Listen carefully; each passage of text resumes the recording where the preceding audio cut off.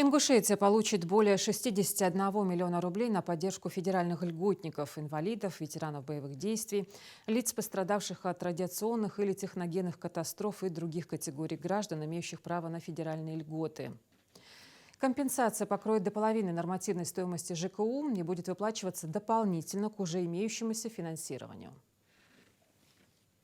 Дополнительное финансирование из федерального бюджета позволит нам полностью выполнить обязательства перед более чем 13 тысячами федеральных льготников, проживающих в Ингушетии, по компенсации расходов на ЖКУ. Для семей это ощутимая поддержка, которая поможет снизить финансовую нагрузку, особенно в условиях экономической нестабильности. Мы благодарны федеральному центру за внимание к нуждам жителей Ингушетии. Важно отметить, что в регионе ведется постоянная работа по совершенствованию механизмов социальной поддержки. Так, в июне текущего года был разработан и рассмотрен законопроект о компенсации расходов на оплату жилого помещения и коммунальных услуг в Республике Ингушетия.